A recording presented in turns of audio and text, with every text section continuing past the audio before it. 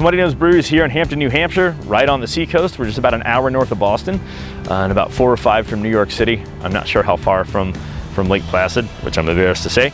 But we are open 7 days a week for brewery tours and beer sales, and then Hayseed, our restaurant, is open 6 days a week. We're closed on Tuesdays. So if you're coming out this way and you want to come visit a really unique, beautiful farm brewery, there's nowhere else in the area that comes close to this place.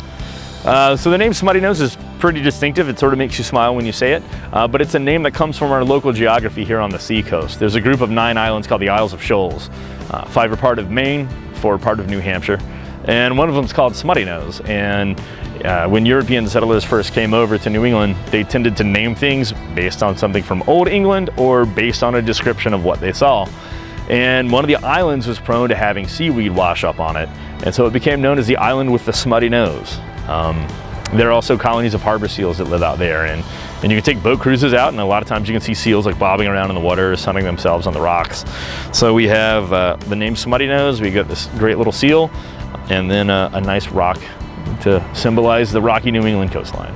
For me personally, I think a good beer is really about a clean taste and drinkability. I'm not really into like big barrel-aged imperial stouts. Like, I'm really happy drinking a 4% bitter or a Helles lager or a session IPA. Those beers are very much in my wheelhouse. So I like something that I can drink a couple of and not have my taste buds nuked and not be on the floor taking my clothes off. So in the tasting room, we have 8 beers on tap, and then at Hayseed across the way, we have over 24 beers on tap. It sort of fluctuates a bit because we have some guest taps as well. Our best-selling beer is the Finest Kind IPA, and it's the one with the 2 old geezers sitting on the label. We introduced it in 2003, so it's just about 12 years old now. And it's still our best-selling beer. We just released it in cans for the first time, and we've seen an increase in can sales and also in bottle sales. So there's a lot of debate in the industry right now as to whether or not flagships are still relevant. Well, we here at Smuttynose can tell you that, yeah, they're pretty relevant. It's got a little bit of a caramel malt backbone. It's not super sweet and cloying. It ferments down pretty far, so there's not a lot of residual sugars. It's got a nice clean bitterness, and then it's got some nice piney and citrusy flavors. We don't use any of the super cool trendy New Zealand hops that taste like papayas or mangoes because we didn't have them 12 years ago. The recipe hasn't really changed. It's still the same beer, but with the new brew house and the new filler and the centrifuge that we use to clarify our beer, it's never tasted better. I've been in this industry since college. I've been in this industry for about 13 years now. It's the only thing I've done since I graduated college, and the last 5 years in this industry have just been, the landscape's completely changed. It's completely changed.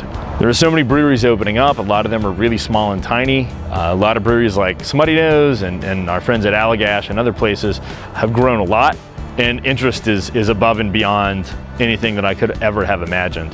Why that is? Well, there are probably a lot of different reasons, but in my mind, I think people care more about what they eat and what they drink, and they like to know about it and understand it and feel like they have a body of knowledge.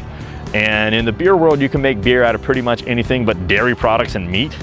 So you have this whole universe of flavors and ingredients to make an infinite number of combinations of beer styles. And I think there are a lot of people out there that like to have the knowledge and talk about it with friends.